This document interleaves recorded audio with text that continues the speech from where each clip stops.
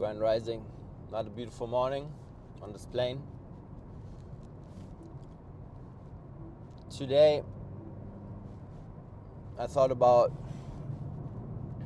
past decisions, informing my reality, informing the now, informing the future. Because with certain decisions, there's no going back.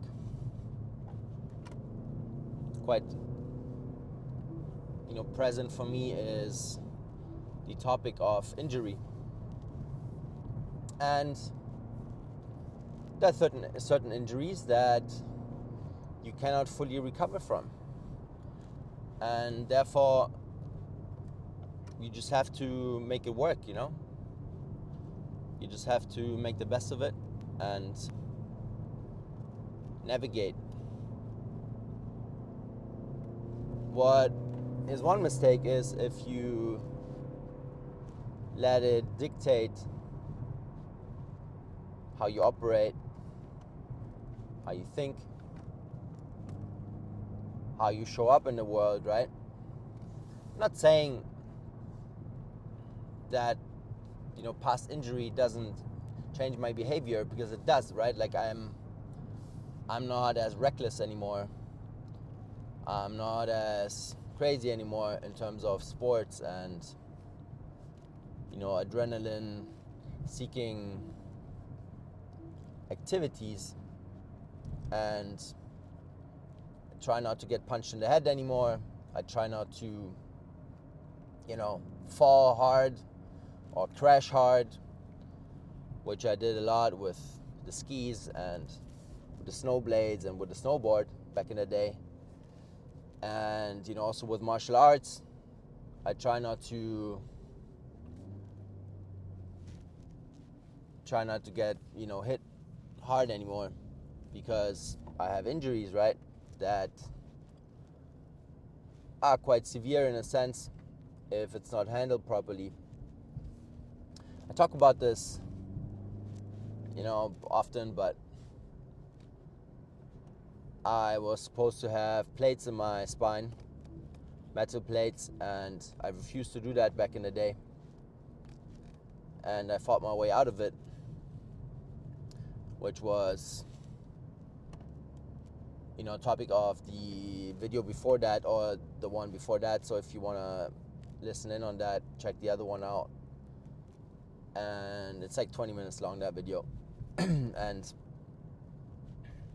I refused to go down that route because, I understand a bit how the body works and how the fascia works and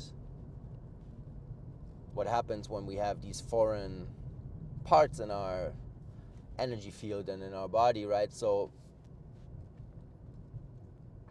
to me, that would have been the last resort, right? Like if I would have literally been close to being paralyzed, for example, this would have been my last choice, and I would have said, okay, let's do this operation.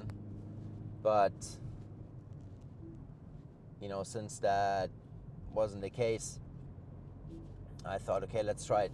Let's try the other way. Even though every specialist that I saw, advised me against it. But in the end, what is a specialist, right? Like they have their own experience and they have to make money, surely, and they do what they do best. And if I go to a surgeon and if I go to a neuro specialist, right, like he's not gonna tell me to go see an osteopath for 2 years, right, and a physio and someone that's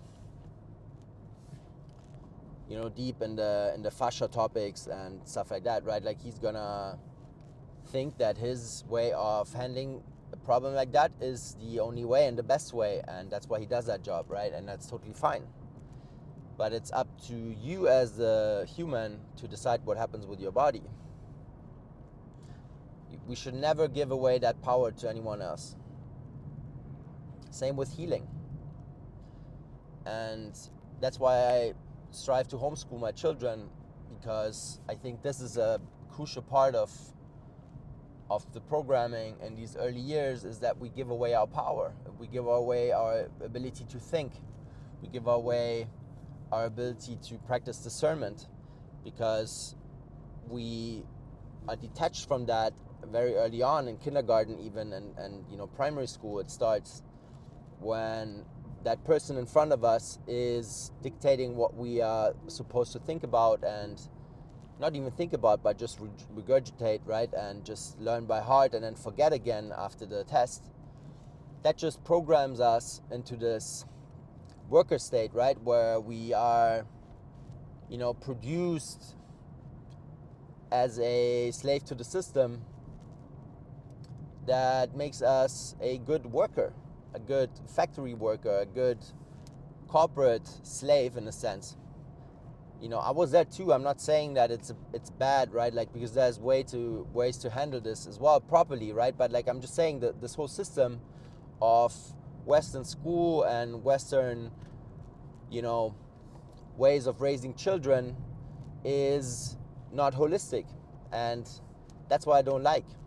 I don't have a problem with, the critical thinking that might be part of the school system, or learning how to work in a structured way, or learning to follow orders. Maybe that's also important for some, right?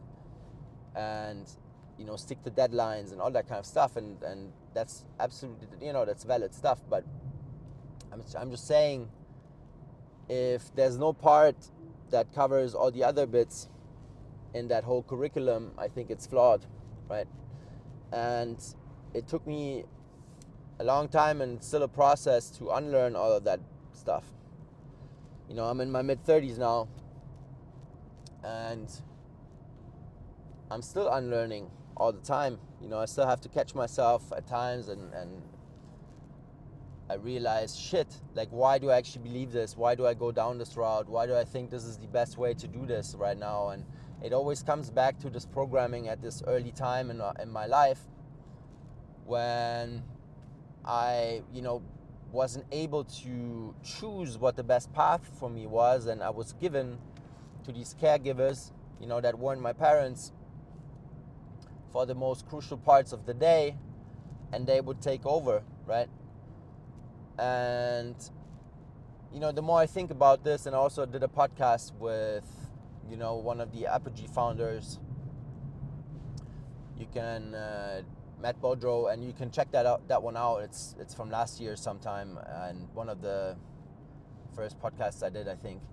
It's pretty good. We talked a lot about these topics of homeschooling, and what if there's different systems that are possible to be implemented. And in the States, surely there are, there's more freedom to do that, and versus Europe, let's say, where it's impossible to just set up a school. Like, it's literally impossible. And so, without going into these topics, I talk about this like in different formats. So the point of this is that we as parents, we should be aware of this. We should be aware of that burden that we put on our children if we put them in these environments, because later on they will have problems with that if that's not their preferred route to take, right? Like, if your child decides not to go down the corporate route later on, or if they decide they want to learn a craft or anything like that, there's already so much unlearning that has to happen, so that they get and become really good at the other path that they're choosing to go down. And so I think there are better ways to do it. I'm still figuring it out. My oldest isn't even at that school age, but I personally also went to a Waldorf kindergarten for a short period, and I remember those were the best times, like in my my whole schooling career, if you could call it, because we were just outside all the time. We were just playing, and that's what it's all about as a kid. I think playing and being in nature and learning through action, especially for us men or boys, is the way to go, right? Like, sitting inside a building when the sun is shining and with fake lights is surely not not the best way of like living at that age. And so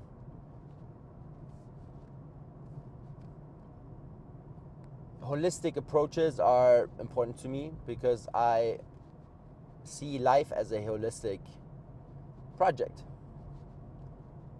It's impossible to detach mind from the soul, or soul from the body, or body from the mind, right?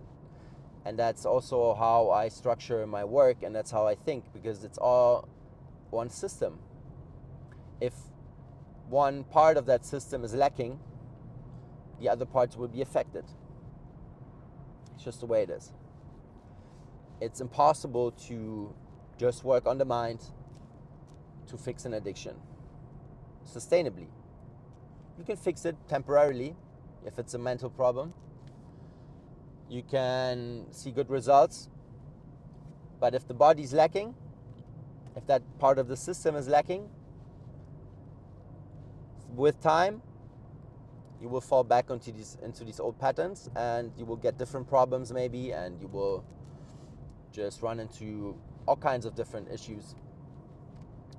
And the other way around as well, if you are overweight and you're just eating crap all the time, what do you think that does to your brain and to your capacity to focus, and to your capacity to think critically, and to your capacity to be emotionally available to your children, for example, and to be the best CEO you can be in a company, in your business, or an executive.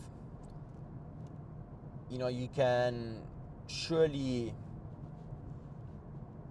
work through certain periods and turn out like doing pretty well in the end, but if you look at it from a holistic and long-term perspective, it's just not feasible. It just doesn't make any sense to neglect one part of the system, i.e., let's say in that example, the body, right? Like, I had a lot of friends that would work in finance back in the day, and they would start drinking at heavily with the teams and stuff at in the early 20s, and they would eat lunch at the desk, and sometimes they would only sleep 4 hours on average per week, and sometimes they would even sleep under the desk, like on a Saturday and shit like that, when they're just starting out and doing internships and in investment banking, for example, right? Like, in those times when they test you like hardcore, like, it just has an effect on the body eventually. Maybe in your early 20s you can manage, right?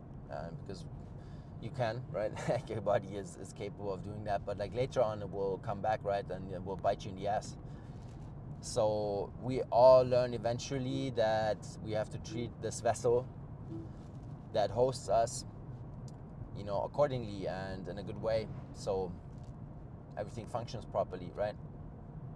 And I learned it the hard way. I had to learn it the hard way. But through pain I had to learn, and through injury I had to learn, and I wasn't listening. I also thought I was invincible, especially with cocaine. Like, you think that nothing can fuck you up, and you're just on a different level. And with ADHD, you're also always jumping to conclusions, at least in my case, and like you jumping certain processes that are crucial for development, and also in business development, right? Like, which bit me in the ass quite a few times when I thought I was already thinking like way ahead, and wasn't even fixing the basics in the beginning. And so